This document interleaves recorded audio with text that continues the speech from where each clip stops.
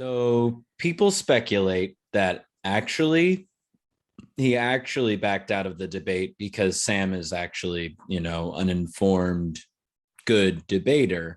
And they were afraid that, Crowder would look like an idiot.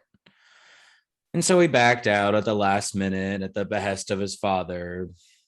The thing is, he's happy to challenge me, somebody that has no political, not very little. I don't spend my day talking and thinking about politics, nor am I a debater, nor am I, let's be honest, intelligent. So, right, let's be honest. So, with all that being said, we figured let's get someone who is familiar with the topics, who does spend their time thinking about politics, and who is, unlike me, smart. So we've got a little surprise for Steven Crowder. So let's all enjoy the debate.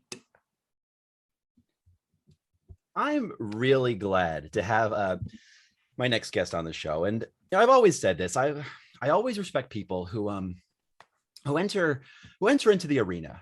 And we've had a lot of debates on the show, which is different from like a Change My Mind where we sit down and have conversations. But my old Brazilian jiu-jitsu coach used to say, if you come a switch, we go switch. If you go spicy, we're going to do a little spicy. So we always try and keep it as respectful as possible. And I really do appreciate the guy making the time because a lot of people haven't. He has a huge YouTube channel, several YouTube channels, one of OGs. A lot of people watch him. You know him. Some of you like him. Some of you don't. Same can be said for me. Ethan Klein from H3H3. Ethan, thanks, man, for making the time. You're very welcome. And I just want to say, I know you called me. You said that I would be a layup. Yeah, I think it was which is that, fine, yeah. Which is fine. And I think you're right because I don't think I'm a very good debater. I think you know that. So I didn't want to make it too easy for you. Oh, okay. So I've prepared. Okay. Yes. So damn. All right. So what we were going to talk about is the initial quote that happened. I think he's looking off there. The initial quote that kind of was turned into a little bit of a meme, which wasn't intentional, and was you saying you don't even have to think about it regarding the CDC. And I disagree with that. I think people should think about it. I believe, and we said, talked about this through playful ribbing and an aggregation of medical authorities and scientific voices to make an informed and rational decision. So where do you think that I'm wrong on that? Steven, do you know that the Spartans are they like practice man love with children? Oh, geez. Okay. Yeah. So this is what's going to happen. What did I tell you? He was going to do anything he could to avoid. Oh, there he is. Oh no, Sam Seder. Wow. What a fucking nightmare. Oh, thank you, Steven. I had no idea this was going to happen. I thought Ethan was a stand-up guy. This is where we are. Yeah, I told Dave, remember I told you, I said this. I guarantee you he is doing anything he can do to avoid the debate. Wow. I just think he believes he should debate you. No, he doesn't. He just takes advantage of women, mental health issues. Ethan Klein doesn't stand up and do his own fighting. It's funny. I got to say. It's just hilarious. Let's bring him on FM. I told my producers that you would do anything to avoid talking to me. And I think you're the point that you make at the beginning of this. Yes, Joe Rogan and Ben Shapiro and Dave Rubin and Jordan Peterson and Noam Chomsky and Sam Harris. Everyone's been avoiding Sam Seder. What? It's so stupid.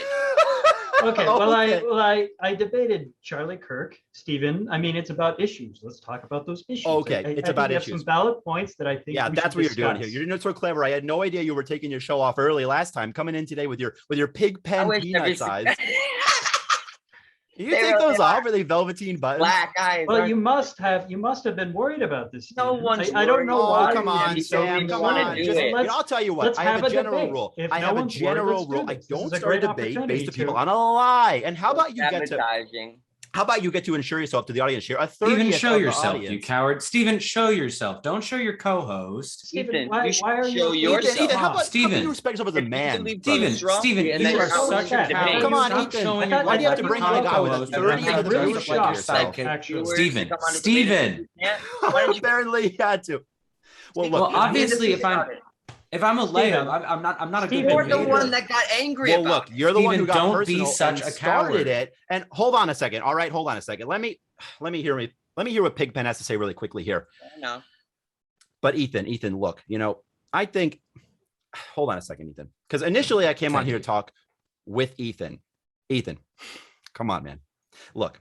The same reason that I haven't had a conversation with Sam Seder is the same reason that Joe Rogan, Sam Harris, Brett Weinstein, Dave Rubin, Ben Shapiro don't owe him anything. It's based on a lie, Ethan. What's Just the like lie? you claiming, What's the Ethan, lie? you claiming What's the my lie, booker reached Steven? out to you, Ethan, when you know Steven, that's what's not the true. lie? There's no one What's the lie? ducking you, Sam. I've never. Why are you so afraid? Now listen, I think you're a smart guy. I don't understand why you're so worried about this. I can call out Mike honestly Tyson. It don't. doesn't mean that I'm ducking him. Why do you feel that anyone owes you airtime when you have a 40th of the audience and you've been I don't doing think the anybody show owes for me any 10 airtime. times as long? I think Ethan has just given Right. it to me. I didn't ask him for it. And Right. so the No, real you're question begging is, for it Steven, for a why are long you so time with worried about everyone it? bigger than Steven. yourself. Why? Why are you so worried about it? Do you think your audience says He can't get an that audience. your What happens? It audience uploads is- 15 times debate more, so he has can less than a build his 15th of the audience. Do you Sam. think your audience cares that I only have Sam. 1 million subscribers and you have Yeah. what, 6 or 7 Yeah, I million think. subscribers? Let me answer. Can I answer your question? Can I answer your question? I don't think they do. Sure. Can I answer your question? Sure. Do you want me to answer your question? My audience would say, Sam who? Just like Joe Rogan's audience and Ben Shapiro's and Dave Rubin. Now, Well, they know all who know. I am. Now they all know who you You've are because just you had to shoehorn introduced yourself me. into another powered Insert show. yourself into another show. Why are Your we? audience watches college students every day. Hold on a second. This is another lie. This is another You lie. Let me change their clarify, Sam. mind. They don't know who those college Let me students clarify, are. Sam. To What change would my it mind, be? everyone knows on the show, right? We've had professors on. Well, how did you know I ended my show early last week? This is, he's not going to talk. Stephen, if Because your you're an audience idiot doesn't and even half of know your me, staff how doesn't did you like know that? you. Do you watch Because I'm my a show? diehard fan. I watch it all the time. Yes, it's because he's a diehard fan. Well, if you're a Diehard diehard to you, fan, but I why just not? met you. Have me, Congratulations, Sam Steven, Cedars have a fans. conversation. A huge fan. I will talk about the issues that you want to talk about, Stephen. Well, right now, every time I try and talk, you're interrupting, Sam. Yeah, and any kind of pre. Right now, I'm trying to talk with you. You're interrupting, Sam. You bombarded the Okay, show. Go ahead. You bombarded my show under a false pretense. Bombarded? You claimed that just like you claimed that I ducked the debate with you under a false pretense. Have I ever? People told me. Oh, is that what they told you? So you're just lazy with your research. And if big tech is doing any of What more research do I need? They You said continue were with the booked, lie. that You they need to said research you and were say, did booked. Stephen ever accept? Let me explain to you. Hey, whoa. They said you were booked, and then Sam, you dropped out. Sam, and you literally had Sam, cold feet. sweetheart, Sam, fake stand-up comic who can't find any footage about online. Let me finish. I'm not a stand-up comic. Oh, you're not. Oh, okay, that makes sense because everything I've ever seen is incredibly unfunny and entertaining. May explain I'm the not a audience you stand-up have. comic. Irony Comedian, alert, Steven. comedian. The irony alert. Sam, can I answer your question? How much Sam? of my stuff have you watched? How Sam? much have you Sam? watched? Stephen, Samuel, can I answer your question? Things? Yes. So you've gone on, you've done the same thing with other common, everyone has a bigger audience than you because you said, I want to speak with Stephen Crowder. You believe that at some point there was some acceptance? When have I ever done a Politicon? Ever? When have I? As a matter of fact, in the last decade, I haven't done a single Politicon conference. I hosted CPAC for four years and stopped because they suck. They don't pay and they're full of losers. Okay. How can you say? And you've been clamoring for it. And it's what about Gavin McGinnis' show? Gavin told me that you dropped out. This is just more hearsay and gossip. How can you I've say never that met more of I them. have women. emails to keep debating you. I don't know. It's It's bizarre. Talk about any of this. Let's talk about the issue. All right. Okay. CDC. So Ethan, Let's talk about big tech. you want to have a conversation, Ethan? Absolutely, I do. Absolutely, I do. Ethan, do you want to have a conversation you or are you going to hide? strongly about big tech. So why are you hiding behind Sam Seder? Oh no! Oh, me and Sam are Have a aligned. I'm not conversation. hiding. Well, you're You just a liar. he knows the Have a- issues. Oh, so you're a liar. Because remember we said, hold on a second. Hold on a sec. It's just ridiculous. I mean, it sort of feels like you guys are the ones who are hiding. Really? Hiding is going to this being is completely actually open about it. who's the guy who never appears on stage, never does a live show, But it's a being comment. completely never open even about it. sheds and never even allows a shadow of comedy to perceive on his program. Hiding. Everything we do is on the open. H3. You know that we agree. Steven, you're wearing a holster. So what? Yeah. Hold on a second. Yeah. So I want to normalize responsible gun ownership. Is that your debate? No wonder he had to bring in a hack for you. Well, you're talking about comedy. I mean, that's not very funny. Also, your sponsor I'm willing to I think talk that's about advantage of it. mentally ill women for his your show. main Where that's sponsor just, is about gay labor love. All right, Sam, you got it. You got it. You know, I hope you have a wonderful highlight. Come on, Steven. hold on. Enjoy Politicon. Enjoy Politicon. Let me make one point. Hold on, let me make one point. Steven, don't bail. Don't be a coward. All right, thanks, guys. I appreciate it. It's adorable. You really don't have to have a. Why not? Hey, Sam. One thing before I go. Why not? Hold on. Can you take off your glasses? We just want to see if there are buttons. I just want to see if you take them off. If you have the Velveteen Rabbit buttons, that's the only thing I'm curious about. It's the only interesting part about it. Or if there's a soul. Just take off the glasses. Steven, Don't hide behind the Let's glasses. debate, Steven. I will. Don't be a coward. Off the glasses. Debate the issues. Good. What's it matter? You debate. Thank you. Appreciate it. Won't even Coward. Glasses. All right. Wow, yeah. Steven, All right. You guys can have the act. knew This is yeah. You run away twice. Cold feet again. Away. Wow, Come on, dude. Steven. I can't believe he admit to following.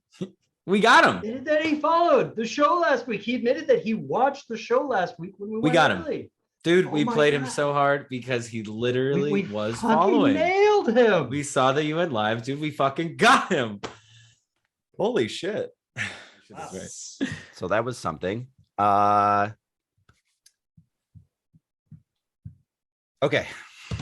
So I'm going to repeat what I already said. Thank you guys for doing this.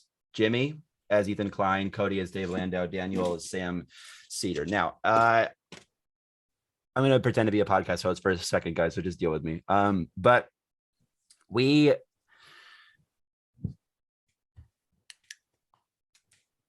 I'm super interested in this conversation because I think that well, A, it's not real. It's a performance. B, these guys have a ton of say, a ton of influence, and a ton of power, especially on YouTube and stuff. So just right off the bat here, we're just getting out of it. I just want to hear from each of you guys. What do you think your characters are doing? Whoever wants to start. What are our characters doing here?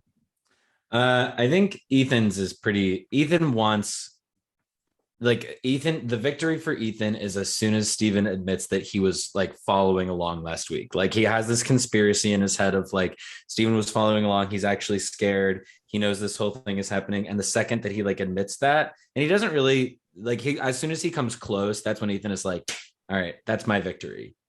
I think. I know.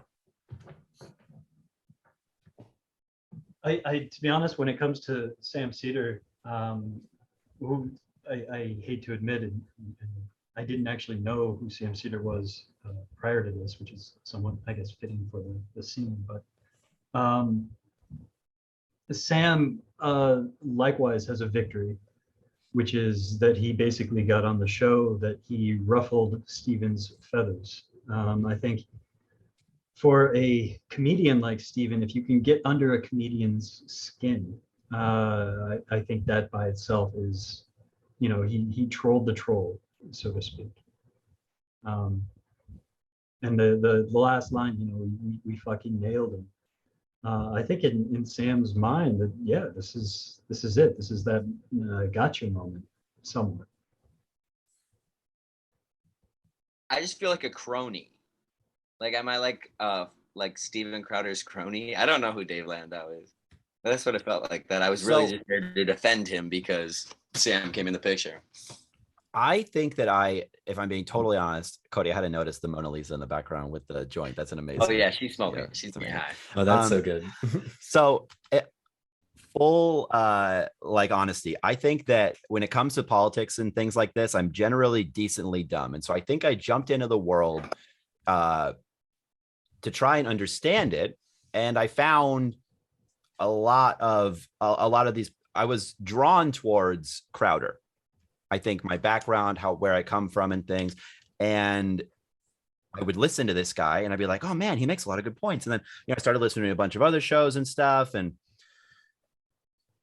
anyway, Cody, to answer your question slightly before I go into a little bit more, Dave Landau is a stand-up comedian. He wasn't on the show as of like a year ago. I think Crowder just brought him in basically because he's got a really big platform. He's a professional stand-up comedian. He performs all over the place. But he has a big following. Like these guys are so interested in their following. That's what I was gonna say too. Is it seems like they're more concerned with like leveraging like who's got the bigger audience, who has more clout. That's all like YouTube shit too. Like they're all very concerned with that, and it's all about getting clicks and shit. Whose podcast was this on? Was this on H3 or was this on Steven Crowder's? I mean, they both recorded it. It was on the videos from H3's podcast. Okay. So, I mean, this whole thing was obviously ridiculous. It was there was very little substance. There wasn't any. I mean,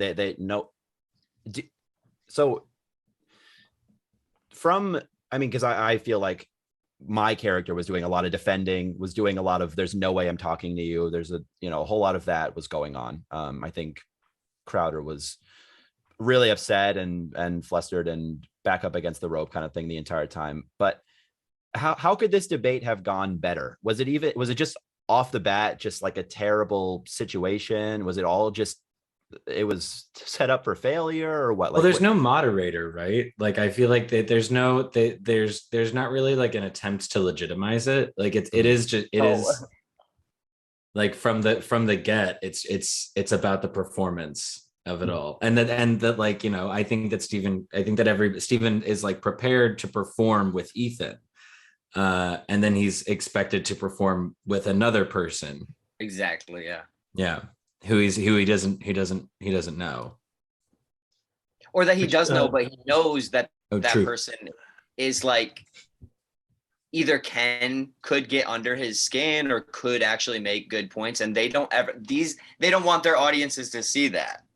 Like, at least that's what I assume. I don't actually, Steven Crowder, I've never watched his videos, but I assume, they have this very insulated audience that they don't want, even though he might think some of those things that Sam Seder thinks. But if you have an audience that only agrees with a certain viewpoint, like you got to stick it. Yeah. It's just kind of, I don't know. I feel like this is, maybe I'm looking a little too deep into this, but. Look deep. If we were to take this scene and basically apply it to where politics are today, in terms of just the show, the performance of it, and this is something we certainly saw with Trump, that he's more interested in the ratings, but we also see this even in journalism. We no longer, and YouTube, I think, would be the kind of the pinnacle of this. So-and-so slams other person.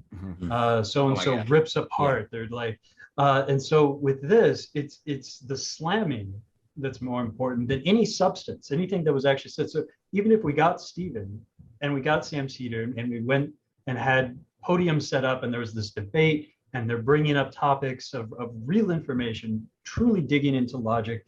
First off, I think it would have not a lot of followers. I don't think there'd be that many people interested in it. Whereas something like this is going to get clicks. Yeah, they're trying to do like a WWE style debate. Like it's not about like bringing information in, and it's not about like communicating with that information. It like the slam. It's all about the slam. You're so right. That's such a good word for it. So, do you think though that so I mean, I think we all agree on that. There's a lot of theater happening here, and that's kind of the whole point, right? Like, yeah, that it's more about the show. That it's a show. It's just a show. Yeah, actually, like it's the kind of thing that makes me wonder. Like, there's a non-zero chance that like everybody involved in this like conversation went out for drinks afterwards. Yeah, really? And I maybe I don't like it might be slim, but like they might be on pretty good terms, and like this might have been the thing that like they were all looking for and like was entertaining for them, and they like, you know, it's a job. And I don't know how personally they take it. Like, you know, I kind of brought up WWE like you know, as a throwaway, but it might be this kind of like the culture around, you know, debate me bro, it like it might be like that, and it might like the rivalries might be like, you know, backstage friendships. I don't know. I have no reason, I have nothing to base that off of, but like it's the fact that But it also, could I know happen. that all the YouTubers, like, they all hang out with each other. They all know where, they all go to the same places and meet the same people. You know, they're dealing with the same back end people that work for them. Yeah.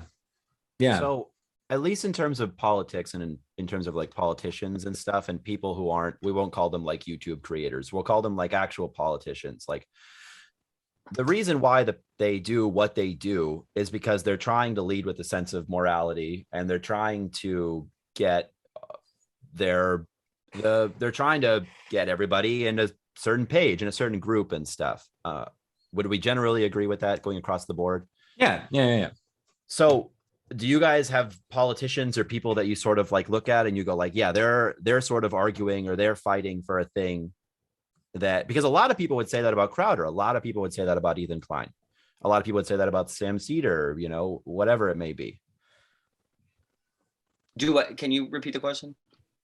Are there like politicians that you think who are currently doing the work, like for actual good, to be benefiting other people, you know, and benefiting other people? Like, I mean, why does anybody join politics? You know what I mean? Like even if I disagree with like what their policies are, they have to be enacting them for some reason that they think is best. They're trying to be effective governors and like effective politicians.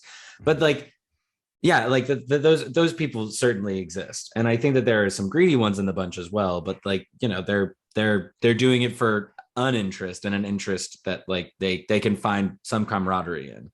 But when there's like it's guys like this where it's just about influence and it's not about like making a change in the world, it's just about gathering followers. It's like a little, I don't know. It's almost like I don't know. Yeah. It becomes more knit, like small, right? And everybody sort of like what you guys were saying. It's about defending your points versus actually coming to some sort of agreement or some sort of like real common ground. Like this guy Crowder, in the back of his like set, he has a quote by Andrew Breitbart. I don't know if you know who that guy is. Andrew Breitbart's he was what did he write? The Drudge Report, I think it was called. It was basically this big anti-left, anti-media website. But the quote that Crowder has above him, and people like Ben Shapiro and Crowder, they look up to this guy. It says, "I love fighting for what I believe in. I love having fun while doing it." That's what Breitbart said. That's the quote he has above him. So like, I want to believe in these people. I want to believe that they're fighting for what they think is right. But like when I see things like this, it just makes it so hard. You know what I mean? And I think the WWE thing, the Trump thing, I think all that is so. It kind of like at the like the sudden exit of this particular segment. Like if politicians disagree, they might call recess, but they eventually have to come to a decision, or nothing happens, or they all lose their jobs. But like these guys can just end it, and because they're not really working towards anything. There's nothing that they're actually like trying to create or change. So it is just about like, all right, let's clock these hours, let's get this debate in, and it's like that quote of like, I like fighting. Was it again? Fighting and fun. I love fighting for what I believe in. I love having fun while doing it. It's like such a twist of like what I think like an eager politician is, because I think an eager politician like wants to fight for what they believe in, but I don't think that that's why they get into it. I think that they get, not for the fighting, at least, you know, they want to change the world, and they want to make the world better, but they don't get into it for a love of fighting. They get into it for a love of, you know, a love of community and a desire to make their communities better. But yeah. Take something though that is starting to, because Ethan, I completely agree with you, and I even think that when we look at politics, most politics, hopefully and rightfully so, are boring. If you've ever actually just sat down and read a House bill, it's the most dry, terrible thing Dreadful. that you'd ever have to read. I would never. But we're getting to this point. We're getting to this point where, unfortunately, if, let's say, you, as a politician, you want change, the greatest tool you can use to get change is to be in the spotlight. Yeah. And so the spotlight has now become the greatest weapon you can possibly have in order to enact change. And I do think that there are politicians today that are, they didn't initially, or at least historically, maybe they didn't go in for the fight and whatnot, but there are now politicians that are, they're stepping in ready. Like they're oh shoot, I'm trying to remember her name. Marjorie Taylor Greene. Yes. She wants to be a YouTube personality. And absolutely. I don't think she's eager about politics as much as she's eager about being the next star, and landing a correspondence position on like whatever the Fox News competition is now, because I guess Fox News isn't right wing enough anymore. I guess that was why I don't know if listening back to our reenactment of this will do anything besides I don't know what it'll do. I was more just like a hypothesis. Let's do a viewing party right now. What?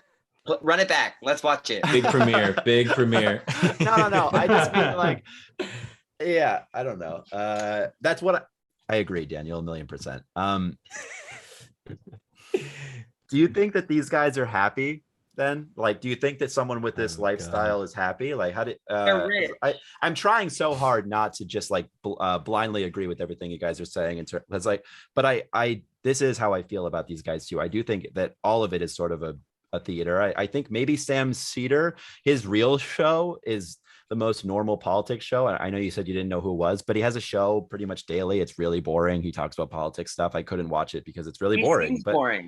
But Crowder had a video about where he kneeled on some guy's neck, and it's supposed to be this whole George Floyd thing. He has 6.5 million subscribers. Wonder why? You know what I mean? Like, it's super interesting. Like, so I don't know. I guess I have two questions. One, individually from your character who you read for, do you think this person is happy? I know it's kind of a loaded question. Maybe you can't really answer that. And then second, like, is this work that we should, this like style of politics, I don't know, whatever it is, like, is this something that we should try and shy away from, or is it something that can be improved, or what? But let's go with the happy question first.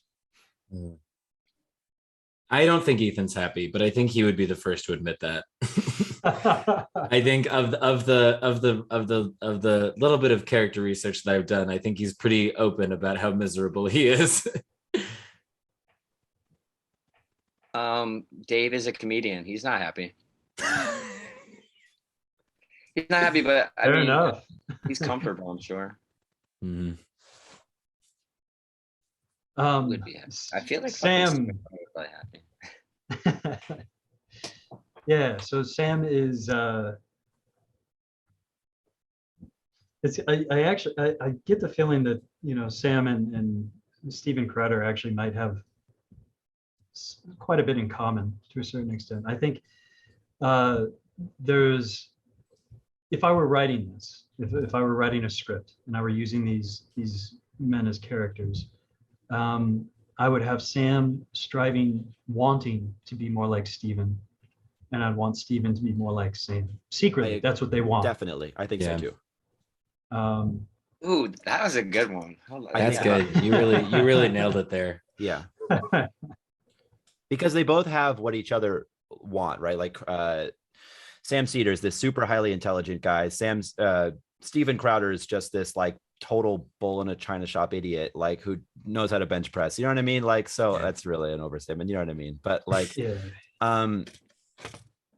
that's why I find that question like interesting about the happiness thing, though, because Crowder is happy unless he's just lying. I mean, he talks about how he has depression for years and years, but he says that this is what he's doing. This is his thing, like this is, I don't know. I something is wrong, which I think we're kind of all getting at a little bit. Something isn't quite in alignment.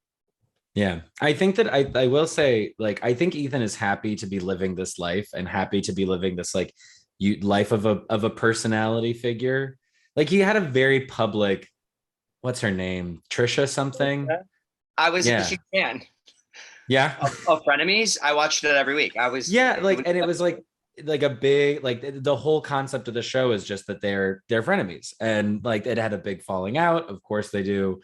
Like it's the kind, like, I mean, if you're gonna be on a show called Frenemies, it has to, like, you have to, I don't know if like it's not like Disney World joy, but it's like I'm happy to do it. I think there's like a like I'm happy to do it. I'm happy to live this lifestyle and have this personality. And like I don't know that it is like it makes him miserable, but it certainly makes him money and makes him, affords him a lifestyle that he can, participate in and upgrade in. I think that really is one of the things to keep in mind is, I look at, Joe Rogan just signed that $100 million deal with Spotify. And, there's a time when Rogan was, bouncing between, stand-up comedian open mic nights in Boston. And I imagine a lot of the comedians themselves. I mean, Steven Crowder is, I believe, as far as I know, he's a comedian. Mm-hmm. And so there probably was a point in his life, in his late teens, early 20s, where he was just struggling. Yeah. And now he's making bank and doing what he loves. I really believe he is doing what he loves. Yeah, it's so dramatic. You have to love it to do it. And it's probably like a complicated love. Like it's probably like I imagine that all of their relationships to this job is incredibly draining and exhausting. And I mean, like, we're not even involved in it and we shit on it. Like, I imagine the people inside of it must also be like, God, like, what is the point of all this? But they still show up and they do it every day and they put out all this content. And like, it's got to take something from you, which also might explain why there is such a crafted persona of it. That they have to build something and craft something in order to put it out that and frequently. Be sustainable. Yeah, they're good at it. I mean, if it makes them happy or sad, they're good at it. They're really good at it. What do you guys think would have happened if all of a sudden Ethan, these names, if Sam Seder and Steven Crowder went, okay, let's actually talk about big tech and the internet. Is that a world that we could have imagined here? Like, would that actually have happened? I think they had the perfect outcome that they wanted. Like, I don't think that. Me too. Like, how many million views does that video have? It's like 3 million. It's like 2.7. I'm sure it's the highly viewed video on their pages. It went perfectly. That's why at the end they're celebrating. They're like, we got him. No, you're going to get a lot of views. Yeah, did they? That's a great question too. Did they actually get him? No. Did anybody get anybody? No, Not no really. one got anybody. No. I watched it and I felt sick. I felt sick because Crowder, me for a lot of too. reasons. But I had a headache. I had like a first headache for watched it, 45 minutes. I listened to Crowder screaming, like he turned his mic off, which is so strange to me, like just hiding. But then the other guys too, I was like, this is so wormy and weird. Like, granted, like I understand Ethan Klein's reservations about debating Steven Crowder. Steven Crowder literally has a show called Change My Mind, which is what they talked about in the podcast, where, for you guys, I don't know if you know or whatever, but Crowder basically goes to these college campuses and he has a big banner on a desk that says change my mind, and then he invites people on and then they try to change his mind. But it's college kids for the most part. I haven't seen any real debates of people. I mean, I know Crowder says that he does that, but I haven't seen them. Happy to see them. But anyway, were you guys wheels still ticking there? I kind of jumped in there. Yeah. Jumping back.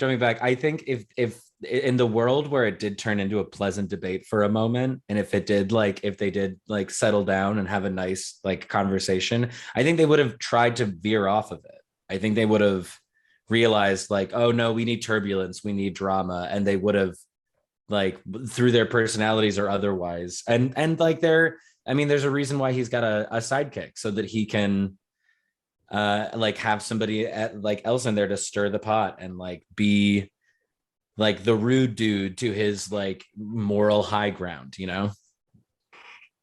Yeah, I think it'd be interesting to see an actual like debate between Sam and Steven, just because Yeah. their types of intelligence are so different. Yeah.